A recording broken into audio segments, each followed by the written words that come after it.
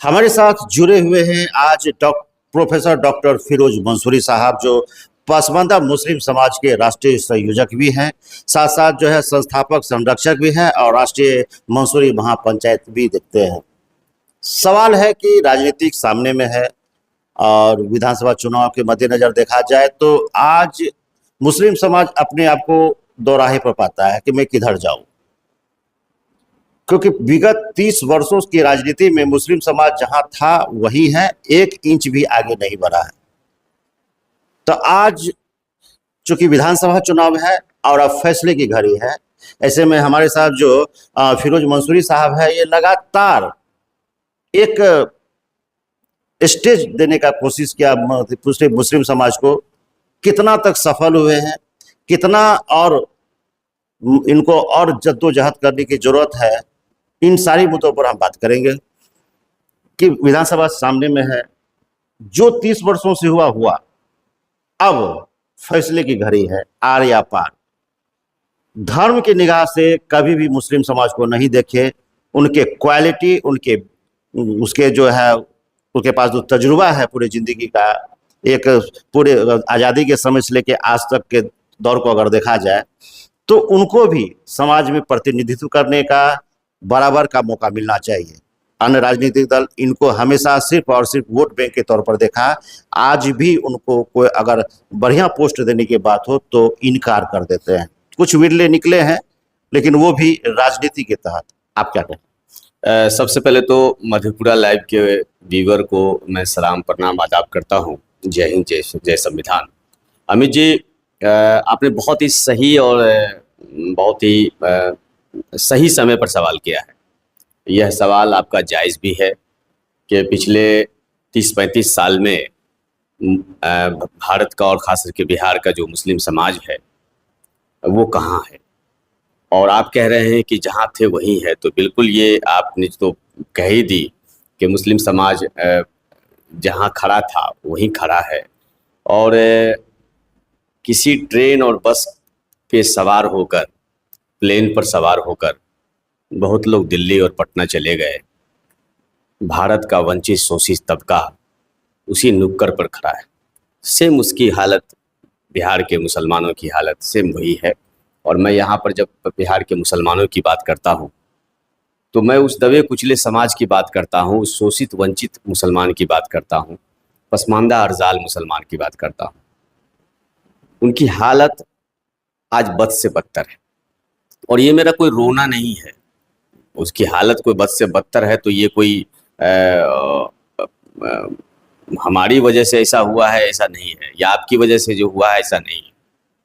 ये वजह हुआ है उस नीति निर्माताओं की तरफ से जिसने हमको आश्वासन दिया था, जिसने संविधान पर शपथ लिया था कि हम बिहार के और इस देश के नागरिकों की बराबरी का दर्जा देंगे।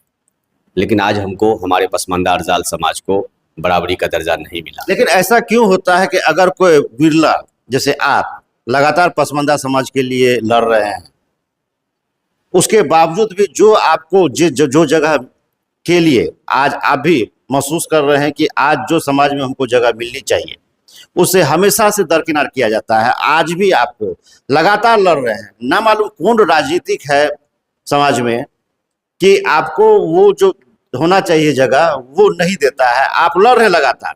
उनको मालूम है आज पसमानदा समाज जो जितने भी निचले जाति के हैं वो चाहते हैं कि आप उनको प्रतिनिधित्व करें, लेकिन वही रोना है जो हिंदू समाज में है कि अपर कास्ट कैसे बैकवर्ड क्लास को किस तरह से यूज करता है। ठीक वही स्थिति यहाँ भी है और लगातार लड़ भी रहे हैं। क्या कहेंगे?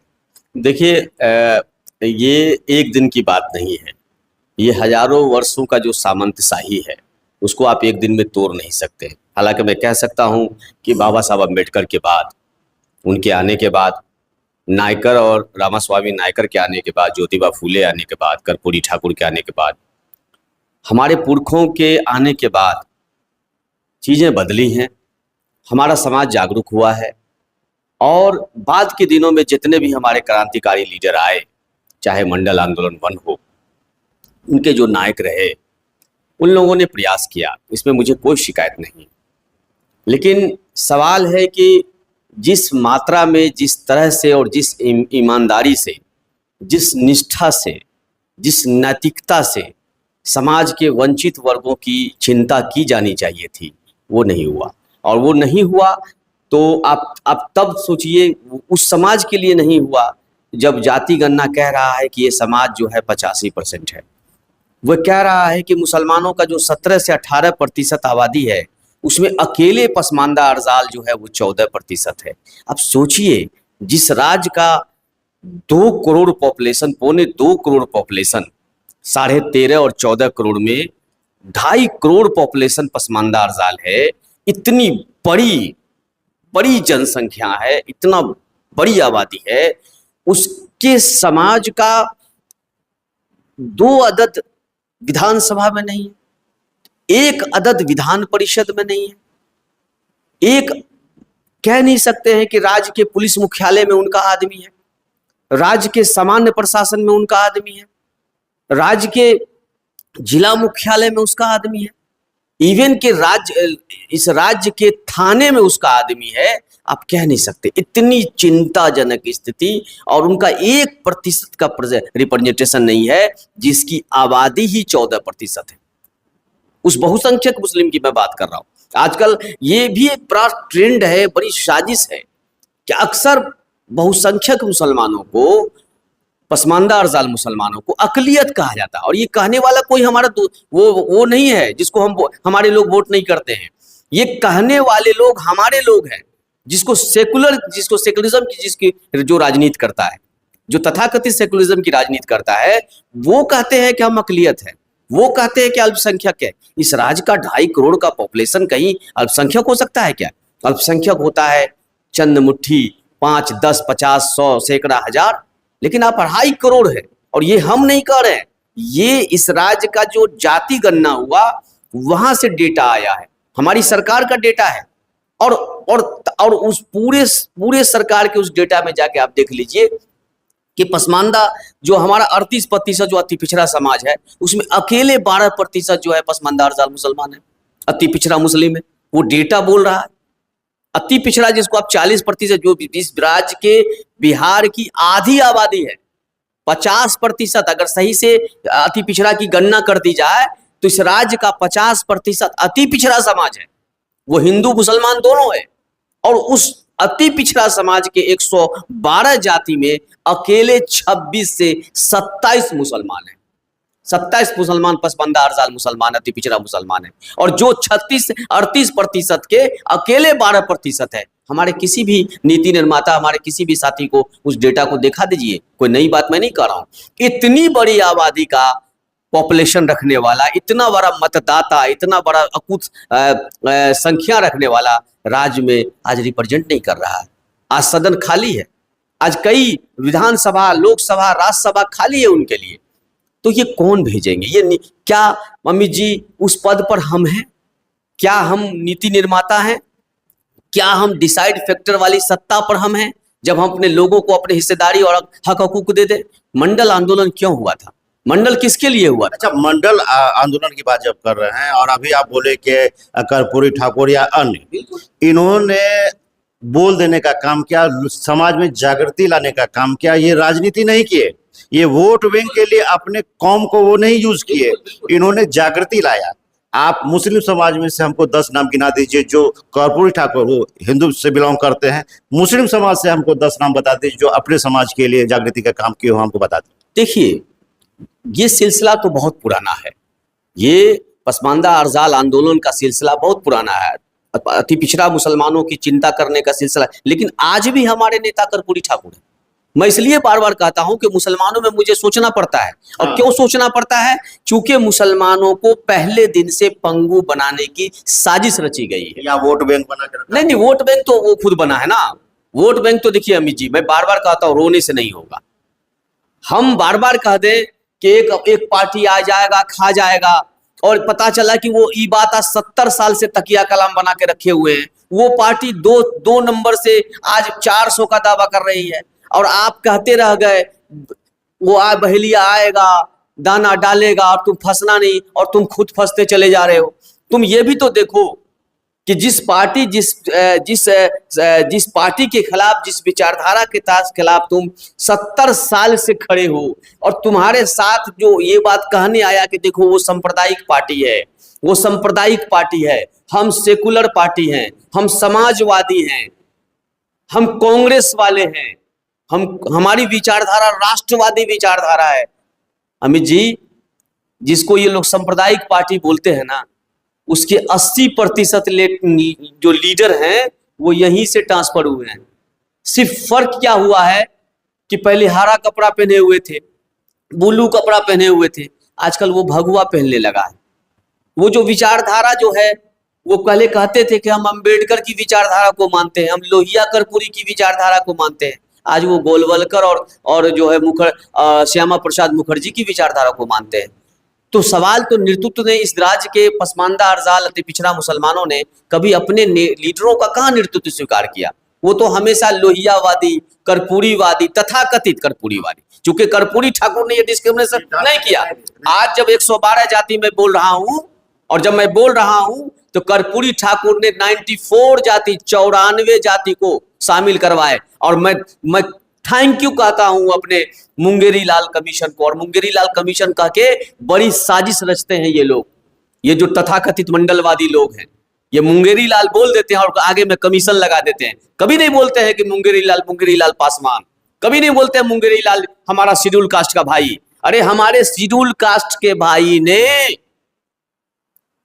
जिसको इस देश में दलित कहा गया, शूद्रा कहा गया, उस भाई ने 94 लिस्ट बनाया, और उस 94 लिस्ट में जब हम कहते हैं अति पिछड़ा का 26 जाति, तो अकेले 22 जाति को शामिल किया, जिसमें नट, पमरिया, भाट, बक्को, आपको धुनिया और रंगरेज, दर्जी, चुड़ियारा और तमाम वो लोग शामिल थे। मीर शिकार से लेके, भटियारा से लेके, डफाली से लेके, पासी धुनिया से लेके सब लोग शामिल थे। सबकी चिंता किया। किसने चिंता किया? हमारे शूद्रा भाई ने चिंता किया, हमारी चिंता। और क्यों चिंता किया? क्योंकि उनको पता था कि हम धर्मांतरित मुसलमान हैं, हम मूल निवासी है इस देश के, हमारे पर जुल्म हुआ, ज्यादती हुई, हमारे साथ बहुत तरह का डिस्क्रिमिनेशन हुआ। हम वहां पर जब हमारे साथ डिस्क्रिमिनेशन हुआ तो हम इस्लाम में आए, और इस्लाम जहां बराबरी का मजहब है, मसावात का मजहब है, जहां कोई किसी तरह का भेदभाव नहीं है, जहां किसी तरह का कोई ऊंच नीच नहीं है, ये प्रोफेट मोहम्मद सल्लल्लाहु अलैहि वसल्लम का इस्लाम है, और उसको हमने स्वीकार किया। लेकिन इस पाखंडियों ने, ये पाखंडी सत्ता के लालच में आकर जब इस राज्य में और इस देश में सत्ता बदला, इन्होंने पूरी मनुवादी व्यवस्था और वनवादी व्यवस्था के साथ ट्रांसफर लिया, और फिर यहाँ पर आके अशराफ बन गए। और फिर जिस शासन से हम भाग के वहां से आए थे, उस शासन के गिरफ्त में हम फिर यहाँ हो गए। फिर 10% का शासन हो गया, और ये 10% हम 90% वालों पर पूरी तरह से कब्जा कर लिया और हमको गुलाम बना लिया। ये तो है ये हमारी सच्चाई।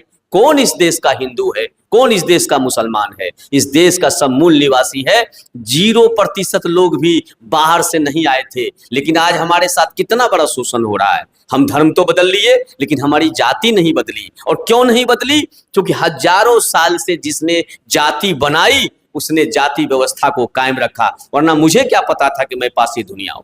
मेरे फोर फादर पासी थे, ये मुझे क्या पता था? मेरे लकड़दादा के दादा पासी थे, ये मुझे नहीं पता था, लेकिन उन्होंने बताया। हम धुनिया हो गए, ये उन्होंने बताया। हम नट हो गए, ये उन्होंने बताया। हम पासी हो, पमरिया हो गए, ये उन्होंने बताया। हम भाट हो गए, ये उन्होंने बताया। उन्होंने मुझे भटियारा कहा, बताइए, ये गाली, उन्हें रजील कहा, उन्होंने तय कर दिया। अम्मी जी सोचिए, जिस प्रोफेट मोहम्मद सल्लल्लाहु अलैहि वसल्लम ने अपने आखिरी खुतबे में कहा था कि कोई अरबी को अजमी पर और किसी अजमी को अरबी पर फौकियत नहीं होगी, और तकवा के बुनियाद पर जो है हमका जो है पैरामीटर होगा, और तकवा का पैरामीटर भी कोई अशराफ नहीं करेगा, कोई मौलवी नहीं करेगा, कोई व्यक्ति नहीं करेगा, वो ईश्वर करेगा, जिसको अल्लाह कहते हैं। लेकिन आपने क्या किया? आपने मोहम्मद साहब के उस आखिरी खुतबे को आपने जो है धक्का बता दिया। आप उनको इनकार कर गए, और आपने हमको अपनी जाति दे दी, और आपने हमको कहा कि तुम नट, पमरिया, भाट, बक्को, जोला, धुनिया, कुचड़ा हो। तुमने कहा, हमने नहीं कहा। हमारे लोगों ने जाति नहीं बताया। मुझे नहीं मालूम था कि जाति क्या है। हम तो मोहम्मद साहब के उस इस्लाम पे ईमान लाए थे, और तमाम शूद्रा, चूंकि हम शूद्र थे तो हम कितना जलीय जलालत के बाद इस्लाम कबूल किए थे, लेकिन मुझे क्या पता था कि जिस इस्लाम में हम आएंगे वहां पर हम दुनिया पासी हो जाएंगे, भी राजनीति हम नट हो जाएंगे, वहां हम भटियारा हो जाएंगे, वहां हम रंगरेज हो जाएंगे, वहां हम दर्जी हो जाएंगे, वहां हम कुजड़ा हो जाएंगे, वहां हम नालबंद हो जाएंगे, वहां मिल शिकार हो जाएंगे। हमको क्या पता था? हमको भांट बना देगा, हमको भंजारा बना देगा, हमको पमरिया बना देगा, ये मुझे क्या पता था? मुझे तो पता था कि मोहम्मद साहब ने कहा था कि कोई काले को गोरे पर, गोरे को काले पर, और पूरी दुनिया के लिए कहा था अमित जी, ये किसी मुसलमान के लिए उन्होंने नहीं कहा था।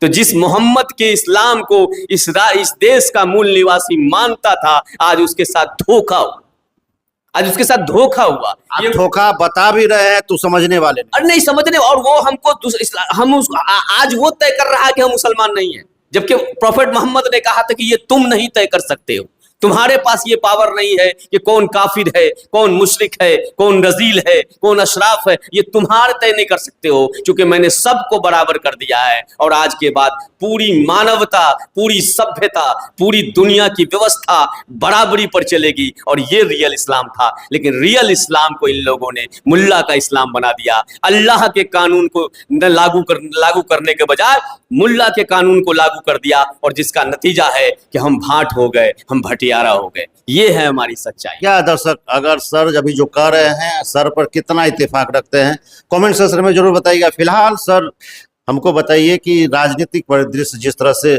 बेतरतीब होते चला गया, लेकिन समय आता है, बुद्धिजीवी लोग भी आते हैं समाज में, और वो जानते हैं कि गलत क्या है और सही क्या है। ऐसे में आप और आपकी टीम जितने भी हैं पूरे भारतवर्ष में, उनका प्रादुर्भाव हुआ, उन्होंने माना शिक्षित सबसे बड़ा जड़ होता है व्यक्ति को उत्थान का, और आप शिक्षित वर्ग आने के बाद आपने माना कि ये धर्म करने से नहीं होगा, उत्थान जब तक हमारा नहीं होगा तब तक हम आगे नहीं बढ़ सकते हैं।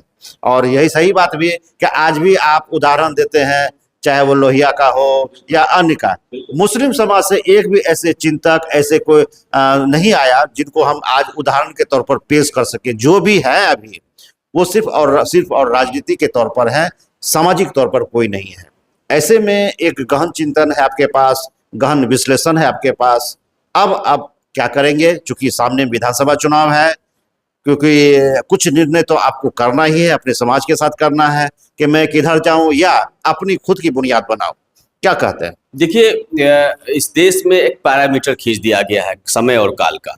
एक 1947 के बाद का भारत है, एक 2014 के बाद का भारत है। 1947 से 2014 के बीच में भारत के मुसलमान, जिसको मैं बहुसंख्यक मुसलमान और जो पसमानदा अरजाल मुसलमान है, ये पूरे 85% मुसलमानों की मैं बात करता हूं, उनके बारे में एक सर्टिफिकेट दिया उस 47 से के 50 साल तक 14 तक शासन करने वाली तथाकथित सरकार, जो भी उसमें जो भी सरकार आए, उनका एक सर्टिफिकेट आया सच्चर कमेटी और रघुनाथ मिश्रा कमीशन के माध्यम से कि इस देश के मुसलमानों की स्थिति दलित से बदतर है।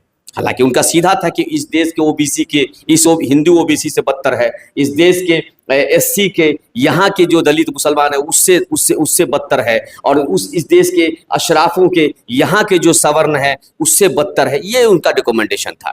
कुल मिलाकर ये बात आई कि इस देश के बहुसंख्यक मुसलमानों की स्थिति दलित से बदतर है। तो एक तो क्लियर हो गया ना कि 1947, 26 और 1950 के बाद, और देश का जो पहला चुनाव हुआ और उसके 14 के चुनाव तक में जो हमारा सर्टिफिकेट मिला इस देश के मुसलमानों को, वो स्थिति हो गई दलित से बदतर। वो पार्टी जो 50 साल तक शासन करती है, वो पार्टी जिसको हमारे लोगों ने 90 से 99% वोट दिया, उसने मुझे सर्टिफिकेट दिया। उनके विकास का पैरामीटर, कितना गजब एजेंडा है, कितना गजब उन्होंने विकास किया हमारा, कि उन्होंने हमको ही सर्टिफिकेट दे दिया कि हाँ, हमने विकास आपका किया और ये रहा सर्टिफिकेट, आपकी स्थिति दलित से बदतर है। तो इसका मतलब हो गया कि हमारी जब स्थिति नाली के कीड़ा के वाली हो गई, हमारी स्थिति नाली के अंदर वाली स्थिति होगी, नाली के ऊपर वाली स्थिति नहीं हुई, झुग्गी झोपड़ी की स्थिति हुई, नाली के कीड़ा वाली स्थिति हुई। क्योंकि जब आप इस देश में दलित से आपकी बदतर स्थिति हो गई, तो हमारा दलित भाई तो नाली पर बैठा हुआ है, हमारा भाई तो नहर के किनारे बैठा हुआ है। तो ये तो स्थिति हमारी है। तो एक तो यहाँ स्पष्ट हो गया कि 1947, 1950 के बाद से लेकर 2014 तक में मुझे एक सर्टिफिकेट मिला कि मेरी स्थिति दलित से बदतर हो गई। तो कुछ कहने की आवश्यकता नहीं है। अब 2014 के बाद से लेके अभी तक का जो भारत है, उसमें आप देख रहे हैं पूरी सब लोग खोजने में लगे हुए हैं, सब व्यक्ति उत्खनन में लगा हुआ है, सबको लगता है कि आज ही भारत को अखंड भारत बना देना है, नहीं समझे। हर व्यक्ति चिंतित है कि भारत को हिंदू राष्ट्र बना देना है। ये मैं सबकी बात नहीं कर रहा हूं, मतलब वो 2014 से लेके अब की बात मैं कर रहा हूं, क्योंकि ये भी मुझ पे एलिगेशन लगता है कि मैं आरएसएस का एजेंट हूं। ये भी एलिगेशन, जब मैं प्रोग्रेसिव बात करता हूं, जब मैं बाबा साहब की बात करता हूं, जब मैं कर्पूरी ठाकुर की बात करता हूं, जब मैं सावित्रीबाई फुले की बात करता हूं, और जब आप जैसे जिम्मेदार पत्रकार हमसे पूछते हैं कि मुसलमानों के किसी रिवोल्यूशनरी नेता का नाम बताओ, तो मेरे जैसा मैंने कर्पूरी का अनुयायी, मेरे जैसा बाबा साहब अम्बेडकर का भी फॉलोवर को थोड़ा सा सोचना पड़ता है कि क्या मैं आसिम बिहारी साहब का नाम लूं, क्या मैं अतीकुर रहमान आरवी मंसूरी का नाम लूं, क्या मैं कयूम अंसारी साहब का नाम लूं। तो सोचना पड़ता है, सोचना पड़ता है। क्यों? क्योंकि इतनी जुल्म ज्यादती हुई है और इतने महान महान लोग हमारे देश में, जब कर्पूरी का समाज है तो मुझ पे जुल्म ज्यादती कैसे हो रही थी? जब लोहिया का समाज है तो हम पे जुल्म कैसे हो गया? जब गांधी का समाज है तो हम पे ज्यादती कैसे हो रही है? जब हम मानते हैं कि ये भगत सिंह का समाज है तो हमको हमारी मूव लिंचिंग क्यों हो रही है? जब हम मानते हैं कि हम टू नेशन थ्योरी के खिलाफ थे, हमने पाकिस्तान को ना कहा, हमने अपने से स्वेच्छा से स्वीकार किया कि ये मेरी मातृ वतन है, ये मेरी माँ की भूमि है, ये मेरे पुरखों की भूमि है, मैं अपने बाप दादाओं की जमीन को छोड़ के पाकिस्तान नहीं जाऊंगा। अमित जी, फिर हमसे क्यों पूछा जा रहा है? क्यों फतेहपुर के मकबरे पर जाके जबरदस्ती कब्जा करने की बात हो रही है? क्यों हमारी मस्जिद को छीना जा रहा है? क्यों हमारे मदरसे को छीना जा रहा है? ये तो सवाल है ना अमित जी, ये तो करेंगे ना। और तब जब हमने नेहरू को अपना नेता माना, गांधी को अपना नेता माना, हमने कहा कि हमारा प्राइम मिनिस्टर, इस देश का जितना प्राइम मिनिस्टर है वो हमारा लीडर है, हमने कहा कि इस देश का जो गृह मंत्री है वो हमारा गृह मंत्री है, इस देश का कानून मंत्री है वो हमारा कानून मंत्री है, चीफ जस्टिस ऑफ इंडिया जो है वो हमारा चीफ जस्टिस ऑफ इंडिया है, और हम भारत के लोग भारत के संविधान पर विश्वास करने वाले लोग, बाबा साहब के खूबसूरत संविधान पर हमने विश्वास किया। इसके बाद भी हमारी मुंह लिंचिंग, हमारे बिजनेस पे व्यापार, हमारे खाने पीने पर हमसे नफरत, हमसे पूछा जा रहा है कि यहाँ पे स्टॉल नहीं लगाना है, हमको कहा जा रहा है कि तुम नाम लिखो, इस भारत में नाम लिखो, अपने देश के नागरिक, अपन इस देश के भारतीय नागरिक से भारत के नागरिक की पहचान पूछी जा रही है। ये खुद नहीं बता रहे हैं कि इस देश में कितने भगोड़ा हैं, ये खुद नहीं बता रहे हैं कि इस देश में कितना घुसपैठिया है। इसका डेटा कहता है कि 24 से ज्यादा घुसपैठिया आज तक था ही नहीं, लेकिन इसके बाद भी ये कहता है कि पूरा सीमांचल बांग्लादेशी है। ये किस पे एलिगेशन लगा रहे हो आप? वोट किस पे? और वोट भी आप लेते हो और बदल बदल के वोट लेते हो, कभी कांग्रेस के नाम पर वोट लेते हो, कभी राजद के नाम पर वोट लेते हो, कभी जनता दल यूनाइटेड के नाम पर वोट लेते हो, कभी भारतीय जनता पार्टी के बाकी सहयोगी दल के नाम पर वोट लेते हो, और जुल्म और ज्यादती हम पे होता है। तो मैं फिर कहता हूं 50 के बाद का 2014 का भारत, 2014 से लेकर 2025 का भारत विश्लेषण तो करना होगा। 25 के बाद और 25 के बाद, और 25 के बाद तो तय हो गया, क्योंकि इस देश में जाति गणना हो गया। बिहार के माननीय मुख्यमंत्री को थैंक यू, इस राज्य के मुख्यमंत्री को मैं धन्यवाद देता हूं कि उन्होंने जाति गणना करा दिया और मुझे बता दिया कि मेरी कितनी आबादी है। और लोहिया ने कहा था और हमारे जगदेव बाबू ने कहा था, जगदेव बाबू जो बिहार का लेनिन, शोषित वंचितों का नेता, जिसने कहा था कि जिसकी जनसंख्या भारी उसकी उतनी हिस्सेदारी। अगर हम भारत के मुसलमानों में बहुसंख्यक 85% है तो हमारी हिस्सेदारी तय होगी, और हम तय करेंगे इस बार किसकी कौन सरकार बनेगा। क्यों सरकार बनेगा? क्योंकि हमको पता है हमारी जनसंख्या कितनी है। हमको 96% आबादी, आपको पता है ना, अशराफ मुसलमान 96% हम है, तो 4% ही है वो, 4 से 5%। और जिसको 15% आप लोग हिंदू मुस्लिम बोलते हैं ना, उस 5% में मात्र 5% मुसलमान सवर्ण मुसलमान और 10% हिंदू सवर्ण है। तो 5% चाहिए या 95% चाहिए, ये सत्ता को सोचना होगा। 5% को रिप्रेजेंट करता हूं, 5% का हूं आदमी, 5% का सिपाही नहीं हूं, बल्कि 95% का सिपाही हूं। इस बार तय करेगा ये सिपाही कि 95% किसकी सरकार को लाएगा। और जानते हैं किसकी सरकार को लाएगा? जो डेवलपमेंट की बात करेगा, जो हमारे लोगों के रोजगार की बात करेगा, जो मॉब लिंचिंग से बताएगा कि इस देश में तय मत करो कि मुसलमानों की मॉब लिंचिंग करनी है, बल्कि ये तय करो कि इस देश में कानून का राज लागू करेंगे, इस देश में बाबा साहब के संविधान को लागू करेंगे, इस देश में कानून क्या होता है, लॉ ऑर्डर क्या होता, ये हम बताएंगे। और हम बताएंगे कि अगर थाना प्रभारी ईमानदार हो जाएगा तो थाना में परिंदा पर नहीं मारेगा, चाहे वो हिंदू हो चाहे मुसलमान हो। हमारा चश्मा हिंदू मुसलमान के नजरिए से नहीं होगा, बल्कि इस नजरिए से होगा कि जो कानून को मानेगा वो हमारे देश का आदमी, जो कानून को नहीं मानेगा वो इस देश का अपराधी। और इस पैरामीटर पर हम अपने देश के लॉ एंड ऑर्डर और बिहार के लॉ एंड ऑर्डर को देखेंगे। और ना अपराधी में जाति नहीं तलाशेंगे, अपना धर्म नहीं तलाशेंगे। अगर कोई मिश्रा का इनकाउंटर हुआ है तो बंगाल की खाड़ी से अपराधी ले आएंगे, लेकिन अगर किसी शूद्रा का हुआ है, अगर किसी नट का हुआ है, अगर किसी पमरिया का हुआ है, अगर किसी पासवान का हुआ है, अगर किसी पासी का हुआ है, अगर किसी चमार का हुआ है, तो हम जो है उस पर उतना विचलित नहीं होंगे। किसी यादव का हो जाए, किसी बैकवर्ड का हो जाए, किसी कुर्मी पटेल का हो जाए, तो हम इतने चिंतित और बेचैन नहीं होंगे। बस अपराधी की जाति पता चलनी चाहिए, अपराध जिसने किया है उसकी जाति पता चलनी चाहिए, और विक्टिम है उसकी जाति पता चलनी चाहिए। इस पैरामीटर से बाबा साहब का अम्बेडकर का संविधान नहीं लिखा गया था। हम तो सैल्यूट करते हैं अपने संविधान सभा के तमाम नायकों को कि उन्होंने जाति और धर्म देख के संविधान नहीं लिखा था, बल्कि कहा था कि ये कानून का राज इस तरह से स्थापित होगा, भारत की उन्नति प्रगति ऐसे होगी। उन्होंने धर्म के चश्मे से कानून नहीं देखा था और ना कानून लिखा था। इसलिए मैं फिर थैंक यू कहता हूं अपने बाबा साहब अम्बेडकर को कि आपने एक ऐसा शानदार कानून बनाया जिसमें फिरोज मंसूरी पासी दुनिया का बेटा भी दहाड़ के आज डंके की चोट पे बोल रहा है। और हे अम्बेडकर, हे नायकर, हे फूले, हे कर्पूरी ठाकुर, हमको आप पे गर्व है कि आपने हमको इस लायक बनाया। आपने अगर हमको शिक्षित नहीं बनाते, हमारा समाज आज शिक्षित नहीं होता, तो आज हम ये इनके छाती पर मूंग नहीं दल रहे होते। आज मेरी बात चुभती है इनको, चूंकि मैं अधिकार की बात करता हूं। इनको हमारी बात चुभती है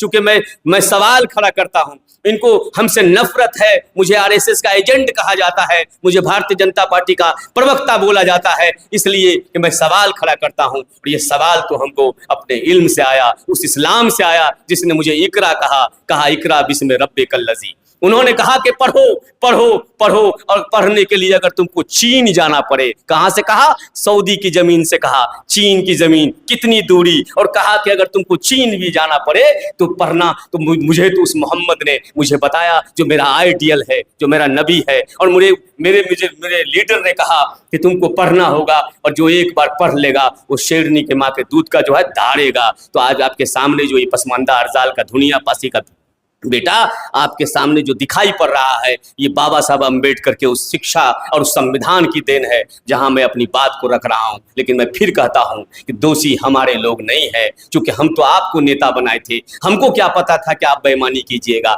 हमको क्या पता था कि एक नट पमरिया भाट बखो का पसमंदा अरजाल का बेटा अगर तीन सब्जेक्ट से मास्टर डिग्री है, अगर वो पोस्ट ग्रेजुएट है, अगर वो डॉक्टरेट है, वो आपके यहाँ फिट नहीं होता है मंत्रिमंडल में, आपकी सदस्यता में फिट नहीं होता है, आपकी पार्टी में फिट नहीं होता है, आपकी वोकलिटी में फिट नहीं होता है, आपकी चमचागिरी में फिट नहीं होता है, आपकी गणेश परिक्रमा में फिट नहीं होता है। आपको फिट होता है जो पता नहीं मिडिल स्कूल गए कि नहीं, पता नहीं मैट्रिक पास हुआ कि नहीं हुआ, पता नहीं हाई स्कूल का चेहरा देखा कि नहीं, वो पॉलिसी बनाएगा, वो इस देश का नीति बनाएगा, वो इस राज्य का नीति बनाएगा, वो तय करेगा युवाओं के भविष्य को, वो तय करेगा कि कैसे बिहार का विकास होगा, वो तय करेगा कि कोसी का फ्लड कैसे रुकेगा। जिसने आज तक विश्वविद्यालय नहीं देखा, जिसने शिक्षा नहीं देखी, जिसने रोजगार, उस तमाम सवाल को नहीं देखा, उस रिसर्च को नहीं देखा, तो ये पैरामीटर है। लेकिन मुझे अपने देश के संविधान पर पूरा यकीन है, अपने पुरखों के दिए हुए तमाम हमारा जो पुरखा है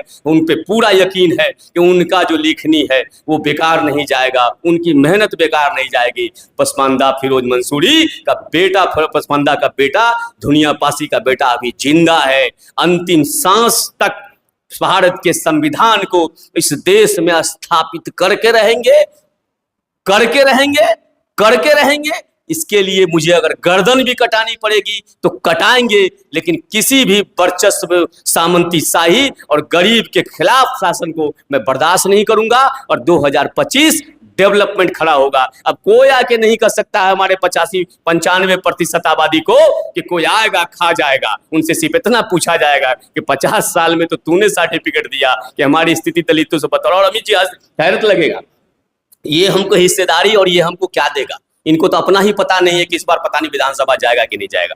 क्यों? जो हिस्सेदारी तय कर रहे हैं ना आजकल, उनको खुद पता नहीं, चूंकि उनके चाल और चरित्र और चेहरा जो है बेनकाब हो चुका है। वो इतना बेनकाब हो चुका है कि वो तय अब नहीं कर सकता है, वो कभी तय नहीं कर सकता है, क्योंकि उनकी स्थिति ही खतरे में है। क्योंकि हमारा जो पसमानदा अरजाल समाज है वो देख लिया है कि कौन हमको रोजगार दे रहा है, कौन जीविका दीदी की चिंता कर रहा है, कौन आशा की चिंता कर रहा है, कौन तालीमी मरकज की चिंता कर रहा है, कौन TR1 TR2 TR3 कर रहा है, कौन स्टेट करा रहा है, कौन ट्रांसफर पोस्टिंग करा रहा है। और साफ दिख रहा है कि कौन हमारी चिंता कर रहा है, कौन हमारी चिंता नहीं कर रहा है। अगर आपको लगता है कि 95% वाले को अपने साथ लेना चाहिए, तो सबसे पहले तो वो तकिया कलाम भूल जाइए कि वो आ जाएगा और खा जाएगा। और मैं अपने मतदाता भाई से भी कहता हूँ, हाथ जोड़ के कहता हूँ कि क्या मिला आपको 50 साल में? आपके सर्टिफिकेट उन्होंने दिया कि आपकी स्थिति दलितों से बदतर है। इसलिए हमारे भाइयों, आपको जागरूकता, मैं आपको कह रहा हूं, बार बार कह रहा हूं कि जो बाबा साहब ने कहा था, जो कर्पूरी ठाकुर ने कहा था कि आप मजबूती से विकास के एजेंडे को पकड़ लीजिए। कौन पार्टी है, कौन दल है, कौन नेता है, छोड़ दीजिए।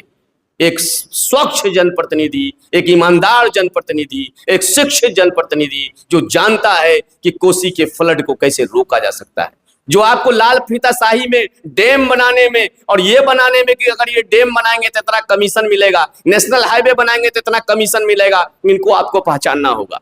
और ऐसे जनप्रतिनिधि को हमको चुन के बिहार विधानसभा में भेजना है, जो बिहार की तकदीर और तस्वीर बदल दे।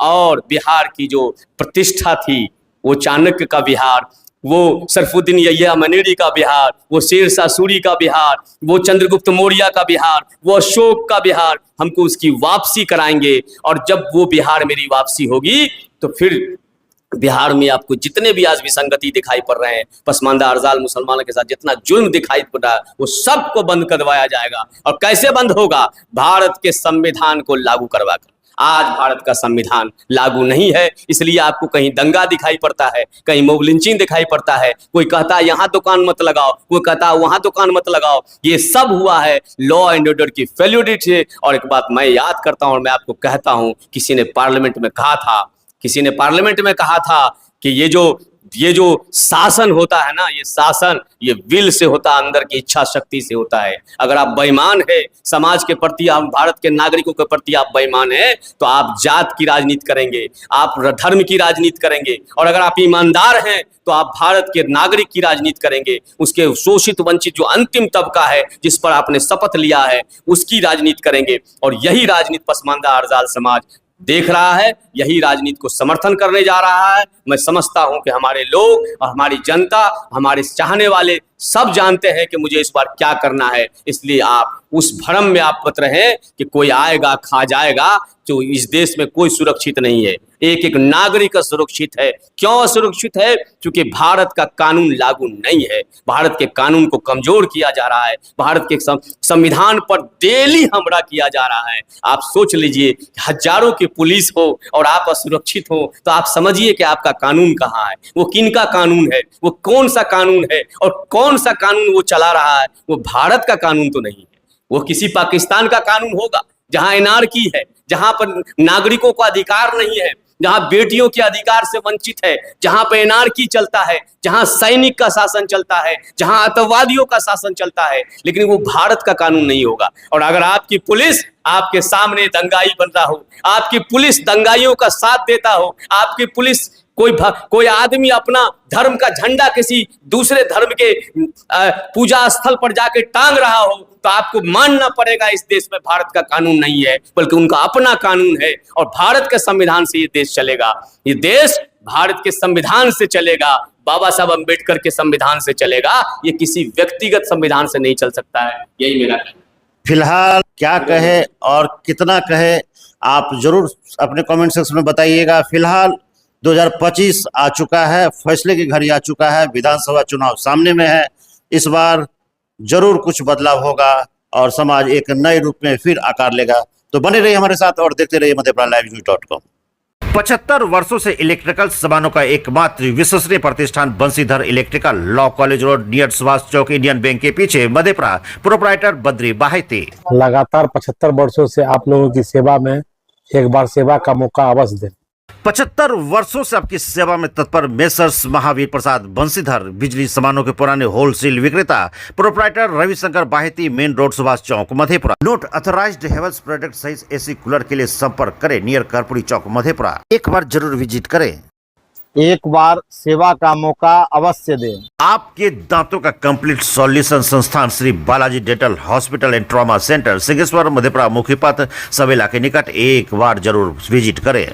अगर आप अपने दांत को रखना चाहते हैं स्वस्थ, तो 2 बार ब्रश करें, सबसे पहले रात में खाना खाने के बाद और सुबह।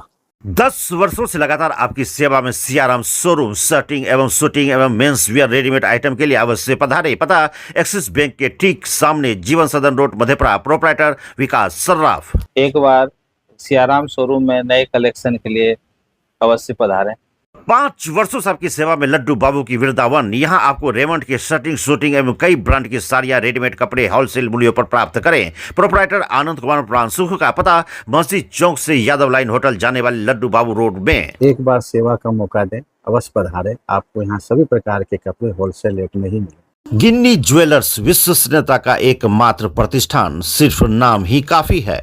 ग्राहकों के विश्वास पर खरा, लगातार 24 वर्षों से सेवा। आपके बच्चे भरेंगे शैक्षणिक उड़ान जब उनका होगा आवासीय डव जूनियर स्कूल में नामांकन। मुरलीगंज के झील चौक स्थित बिहार सरकार से मान्यता प्राप्त आवासीय डव जूनियर स्कूल में कुशल अनुभवी शिक्षकों के द्वारा सीबीएसई पैटर्न पर आधारित कक्षा नर्सरी से 8वीं वर्ग तक की पढ़ाई कराई जाती है। यहाँ एयर कंडीशन छात्रावास, शुद्ध पेयजल मेन्यू अनुसार पौष्टिक भोजन के साथ 24 घंटे सीसीटीवी की निगरानी में आपके बच्चों के भविष्य को संवारा जाता है। सीमित सीटों के लिए नामांकन प्रारंभ है। आज ही संपर्क करें 9931287318 या 7903934866 या 8969725252।